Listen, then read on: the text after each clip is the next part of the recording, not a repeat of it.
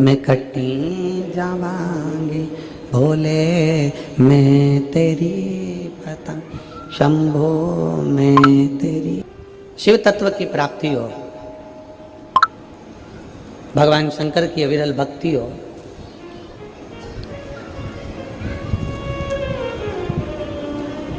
अपने दिल का, अपने मन का, अपने चित्त का, अपने हृदय का नेटवर्क, अपने हृदय की भक्ति का भाव सिग्नल मिलाइए। शिव मंदिर में जाओ, भगवान शंकर के मंदिर में एक लोटा जल चढ़ाने के लिए जाओ, शंकर जी की भक्ति करने के लिए जाओ। वहाँ जितनी देर बैठो उतनी देर अपने दिल का सिग्नल मिलाओ। श्री शिवाय नमस्तुभ्यम कहते कहते अपने मन के भाव भगवान शंकर से कहो।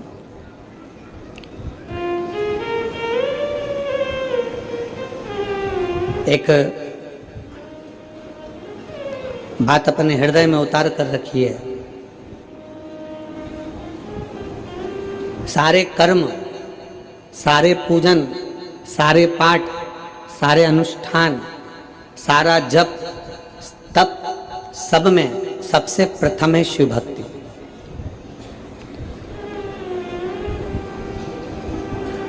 आपके पास में कितना धन है, आपके पास में कितना वैभव है, आपका कितना तप है, आपके पास में योग है, साधना है, गाड़ी है, बंगला है, सब कुछ है, आप सुंदर भी हैं, आपके पास में वैभव भी है, आपके पास में तप भी है, आपके पास में साधना भी है, आपके पास में सब कुछ है, और आपके पास में सब कुछ है और भगवान शंकर की अगर भक्ति आपके दिल में नहीं है ना, तो ये समझ लेना कि आपका धन, आपका वैभव, आपकी दौलत, आपकी संपदा, आपका रूप, आपका वैभव सब शून्य के बराबर है।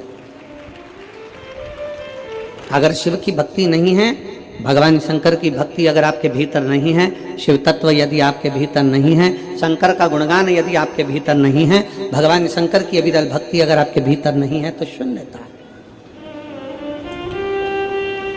आप कितने भी सुंदर हो, आप कितने भी वैभववान हो, आपके पास में कितना भी वैभव हो, धन हो, सत्ता हो, संपदा हो, आप कितनी भी दौलत इकट्ठी कर लो, पर शिव भक्ति आपके भीतर होना जरूरी है।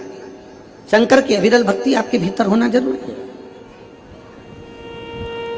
और अगर शंकर की भक्ति अगर आपके भीतर है, शिव की भक्ति अगर आपके भीतर है, तो एक डाकू भी, एक चोर भी भगवान शंकर का दर्शन का, दीदार का हकदार है।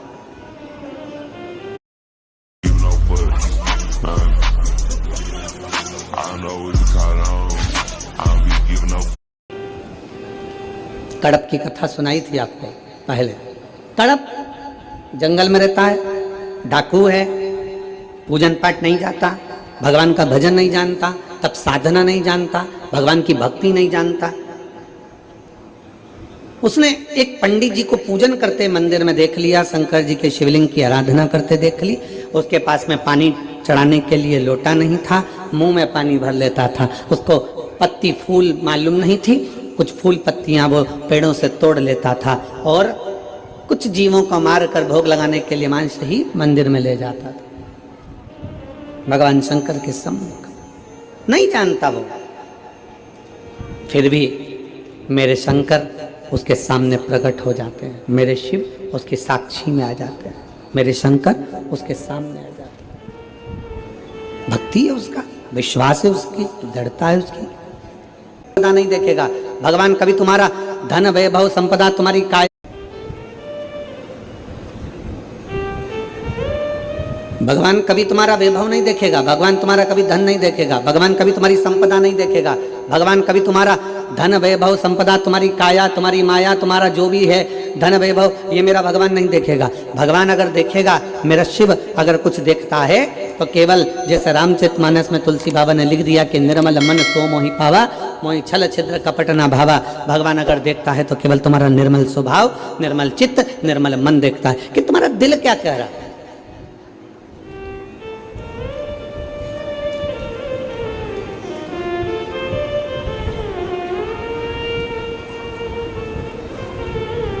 भगवान शंकर की भक्ति करने वाला, भगवान की भक्ति करने वाला, भगवान का भजन करने वाला, भगवान का स्मरण करने वाला, भगवत नाम में डूबने वाला, चाहे वो ब्राह्मण हो, क्षत्रिय हो, वैश्य हो, शूद्र हो, कोई भी हो, अगर वह भगवान की विरल भक्ति में रमा हुआ है, भगवान के भजन में रमा हुआ है, तो भगवान उसके करीब में आ ही जाते हैं। क्या था मां कर्मा के पास में?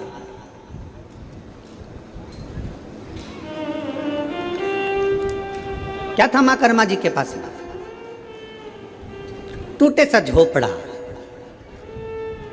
टूटा सा झोपड़ा, छोटा सा परिवार, और घर से भी सब चले गए, अकेली कर्मा, अकेली मां कर्मा। किसके सहारे?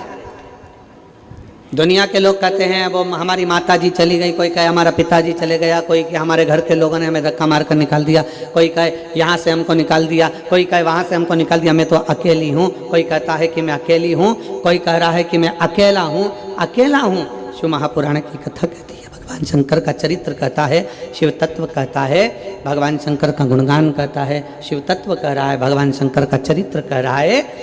अगर आप कहते हो कि आप अकेले हो, शंकर की कथा कहती है कि भगवान शंकर से माता पार्वती जी ने पूछा कि माता के गर्भ से बच्चे का जन्म होगा और माँ के गर्भ से बच्चा जन्म लेगा, तो माता के गर्भ से जब बच्चा जन्म लेगा तो उसका वैभव, उसका धन, उसकी संपदा, उसकी दौलत, उसके लिए वैभव सब कुछ कौन देगा? शंकर भगवान कहते हैं जब माता के गर्भ में बच्चा आता है, एक पिंड के रूप में आता है, केवल एक पिंड के रूप में, इसलिए मरने के बाद व्यक्ति का पिंडदान होता है। माता के गर्भ में जब बच्चा आता है एक पिंड के रूप में आता है, इसलिए मरने के बाद व्यक्ति का पिंडदान होता है। माता के गर्भ में जब बच्चा पिंड के रूप में रहता है तो वो मेरा ही एक स्मरण करता है, जैसे पानी में बुलबुला आया और उस बुलबुले में एक बिंदु नजर आता है, वो मैं शिव हूँ, उसी तरह पिंड में भी शिव है और आखिरी तक पिंडदान तक भी शिव रहता है। समझना हे पार्वती, जब बच्चा गर्भ में आता है, उस गर्भस्थ बच्चे से लेकर जब उसके प्राण छूटते हैं तब तक भगवान शिव कहते हैं मैं उसके साथ, उसको अकेला नहीं छोड़ता, उसके कदम से कदम मिलाकर साथ चलता रहता हूँ, उसके साथ आगे बढ़ता रहता हूँ। वो अकेला नहीं है पार्वती, मैं उसके साथ हूँ, वो मेरे हर पल, हर घड़ी, हर क्षण मैं उसका साथ देता हूँ। हर पल, हर घड़ी, हर क्षण मैं उसके साथ में। लोग अपनी किस्मत का रोना रोते हैं। हे भगवान, तूने मेरी किस्मत कैसी बनाई। दुकान नहीं चले तो लोग कहने लगे हे भगवान, तूने मेरी किस्मत कैसी बनाई। फैक्ट्री नहीं चले तो कहे हे भगवान, तूने मेरी किस्मत कैसी बनाई। कई लोग ऐसे हैं जो दिन रात बैठकर किस्मत का रोना रोते रहते हैं, किस्मत बेकार, किस्मत बेकार, किस्मत बेकार। शिव महापुराण की कथा कहती है, भगवान शंकर का चरित्र कहता है, शिव महापुराण की कथा कहती है कि भगवान को धन्यवाद दो, किस्मत को मत रोइए।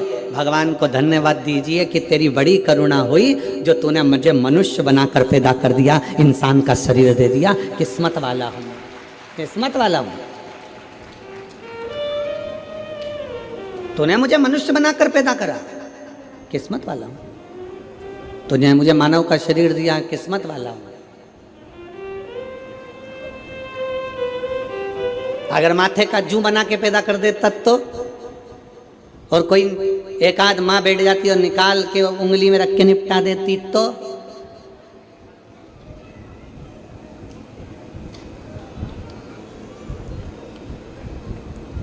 वो धान में पड़ जाए, चावल में घुन पड़ जाता है, घुन घुन बना देता तो, चींटी, इल्ली, कीट, पतंगा कुछ बनाकर पैदा कर देता तो।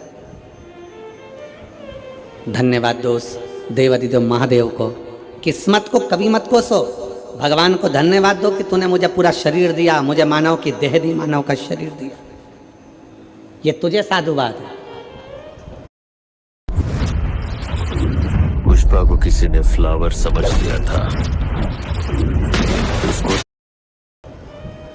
जिसके पांव काम नहीं करते उससे पूछो कि उसके चरण की कीमत क्या है। जिसका हाथ काम नहीं करता उससे पूछो कि हाथ की कीमत क्या है। जो देख नहीं सकता उससे पूछो कि नेत्र की कीमत क्या है।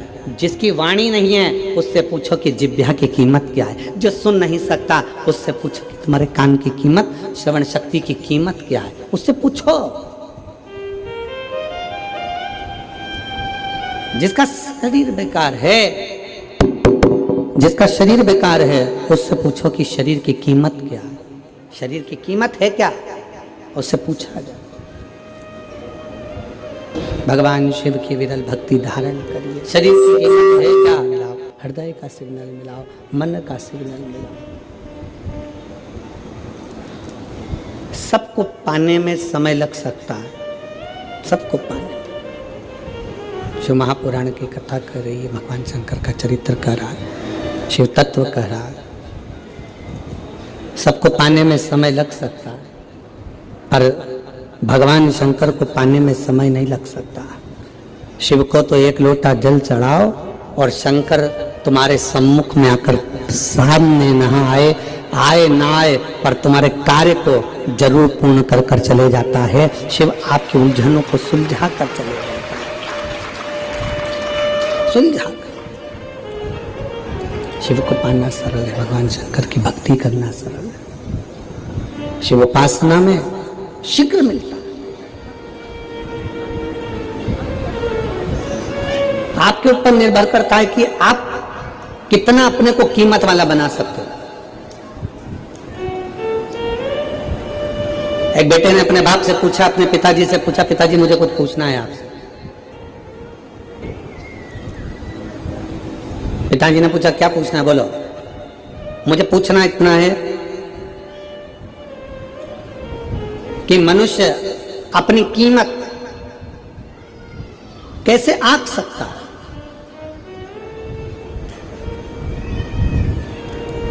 और कीमत किसकी है? पिताजी ने एक लोहे की राड, एक लोहे का टुकड़ा, पिताजी ने एक लोहे का सरिया, जो कालम बिम में एक सरिया डलता है लोहे का, वो पिताजी ने उसको दे दिया, ले बाजार में पूछ किया इसकी कीमत क्या है। लोहे के सरिये को देकर भेजा तो लोहे का सरिया किसी ने कहा 100 रुपए हम दे देंगे इसके, लाओ। लोहे का टुकड़ा, लोहे का सरिया, 100 रुपए इसकी कीमत है, लो हम दे देते। पिताजी ने कहा था इसको बेचकर मत आना, वापिस लिया, चल। पिताजी बोले अब ये लोहे का सरिया 100 रुपए में बिक रहा था, अब इस लोहे के सरिये के टुकड़े टुकड़े कर छोटे छोटे और इसका कीला बना, इसकी छोटी छोटी कील बना। पिताजी के कहने पर बेटे ने मेहनत करी, उसकी कील बनाई और पिताजी ने कहा इस कील को, इस कीले को ले जाकर बेच। कहा पिताजी लोग उसको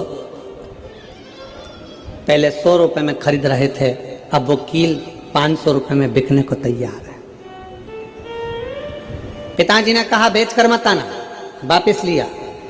अब पिताजी ने कहा फिर मेहनत कर और इसके स्प्रिंग बना, वापिस मेहनत कर और इसके स्प्रिंग बना।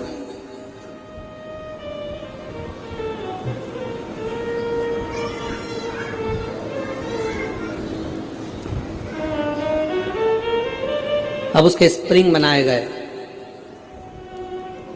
और उस स्प्रिंग को बाजार में ले जाकर पूछा कितने का है। कहा ये 1000 रुपये कीमत का हम ले सकते हैं। पिताजी ने कहा एक लोहे का टुकड़ा कील बन गया, स्प्रिंग बन गया तो कीमत वाला हो गया।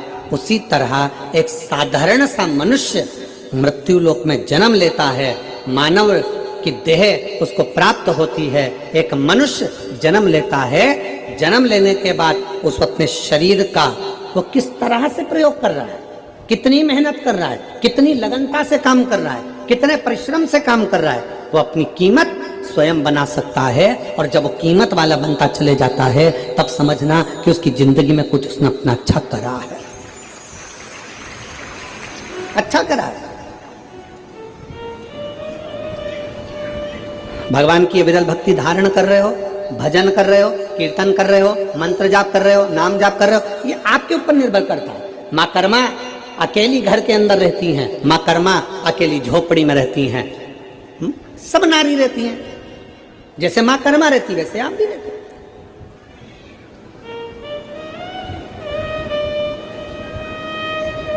संत रविदास जी चमड़े का जूता बनाते हैं, चर्मकार है, चमड़े का जूता बना, बहुत सारे, पर रविदास जी ने चमड़े का जूता बनाते बनाते बनाते बनाते भगवान की इतनी भक्ति कर ली कि भारत की भूमि पर संत रविदास जी को आज भी पूजा जाता है। आज भी पूजते हैं संत रविदास जी को।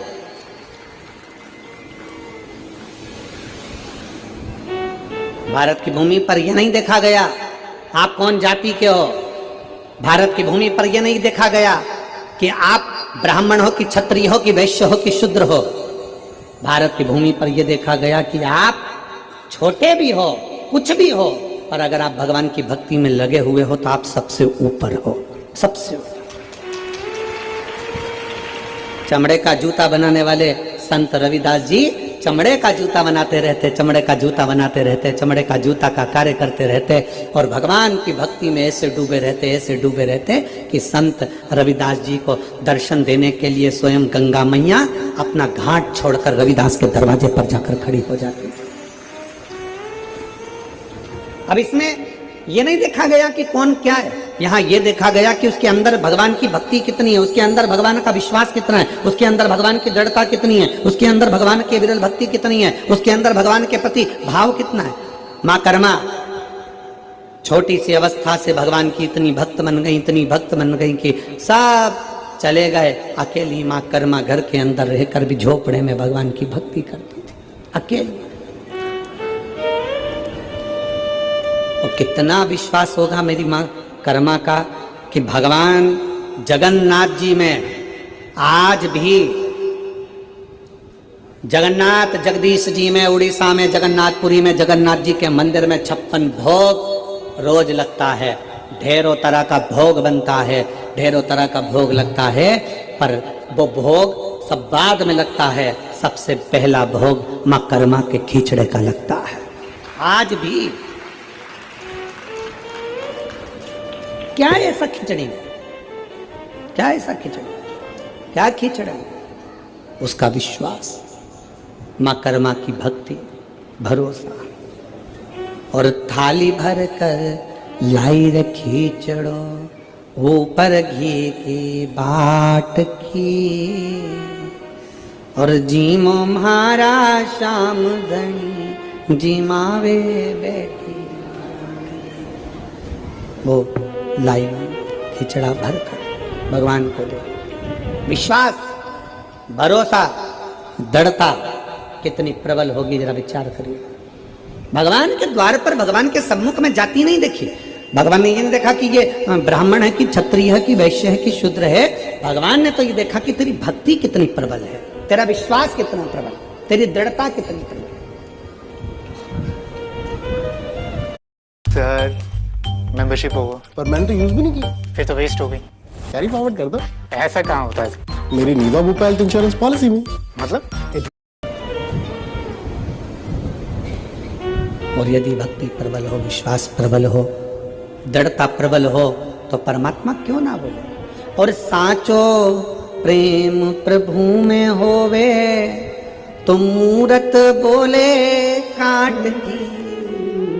अगर सच्ची भक्ति है, सच्चा विश्वास है, सच्ची दृढ़ता है, तो सामने जो पाषाण की मूर्ति है, लकड़ की मूर्ति है, पत्थर की मूर्ति है, प्लास्टिक की मूर्ति है, कांच की मूर्ति है, चीनी की मूर्ति है, पाषाण की मूर्ति है, रेत की मूर्ति है, वो भी बोल जाती है कि परमात्मा इसमें विराजमान है।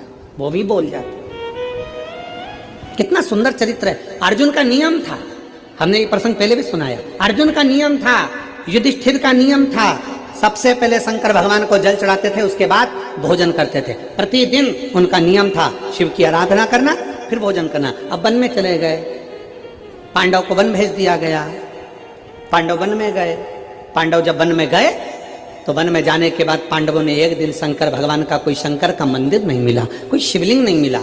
शिवलिंग नहीं मिला तो अर्जुन भूखे थे, युधिष्ठिर भूखे थे, प्यासे थे, पानी भी नहीं पी रहे, भोजन भी नहीं कर रहे। भीम ने उनकी हंसी उड़ाई। भीम ने कहा पानी नहीं मिल रहा पीने को क्या? भीम ने कहा भोजन रखा है खाओ। अर्जुन कहते हैं बिना शंकर की आराधना के, बिना शिव को जल चढ़ाए, बिना शंकर की भक्ति के मैं कुछ खा नहीं सकता, बिना शंकर की आराधना के मैं कुछ ले नहीं सकता। अर्जुन जब बोले, भीम को लगा ये मेरे भाई हैं, ऐसे जल पी नहीं सकते, भोजन कर नहीं सकते, तो भीम ने तुरंत एक काम करा, एक पेड़ को काट दिया। पेड़ को काटा और जड़ उसकी रह गई, उस जड़ को भीम ने घिस घिस कर शंकर का शिवलिंग बना दिया और शिवलिंग बना कर कह दिया ये रहे तुम्हारे शंकर जी, चढ़ा लो जल और पी लो पानी। भगवान शंकर को देखकर अर्जुन और युधिष्ठिर ने जल चढ़ाया, जल चढ़ाकर पानी पी लिया, घर पर आए। भीम ठाका लगाकर हंसने लगा, खूब हंसा, मैंने तुम लोगों को मूर्ख बना दिया, पागल बना दिया। एक पेड़ को काटा, उसकी जड़ वहां रख दी और उस जड़ को तुमने शंकर का शिवलिंग समझ लिया और शिवलिंग समझकर तुमने पानी पी लिया। मैंने तुमको मूर्ख बना दिया, मैंने तुमको पागल बना दिया, मैंने तुमको पागल बनाया, मैंने तुमको मूर्ख बनाया। अर्जुन ने कहा नहीं, तुमने भले पेड़ की जड़ रखी हो और हमारे लिए तो वो शंकर का, जम के बोलो, शिवलिंग है। हमारे लिए वो शंकर का शिवलिंग।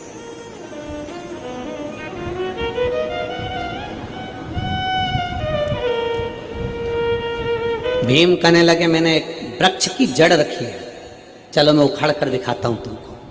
देखो पेड़ है वो, पेड़ की लकड़ी है वो, और तुम शंकर जी समझ के जल चढ़ा कर पी गए। आज तुम्हारा नियम टूट गया, आज तुम्हारा नियम टूट गया। अर्जुन कहते हैं नहीं, हमने उसको शिव माना, हमने उसको शंकर माना, हो ही नहीं सकता। चलो भीम, अर्जुन, युधिष्ठिर, नकुल, सहदेव सब चल दिए और जाकर क्या देखा उन्होंने? भीम ने कहा देख अभी मैं पेड़ की जड़ उखाड़ कर बताता हूं। और जो पेड़ की जड़ भीम उखाड़ने लगे, जो पेड़ की जड़ उखाड़ने लगे तो वो पेड़ की जड़ उखड़ती नहीं है, वो पेड़ की जड़ उखड़ी नहीं, उखड़ी नहीं। सारा बल भीम ने लगा लिया पर वो पेड़ की जड़ उखड़ती नहीं है। सारा बल भीम लगा लेते हैं पर वो पेड़ की जड़ उखड़ नहीं पाती है। आखिरी में भीम ने हाथ जोड़कर कहा अर्जुन, नकुल, सहदेव, युधिष्ठिर, सत्य कहते हो कि ये जड़ नहीं, तुम्हारा जल चढ़ने से ये शिवलिंग हो गया, ये साधारण नहीं, जल चढ़ने से ये शिवलिंग हो।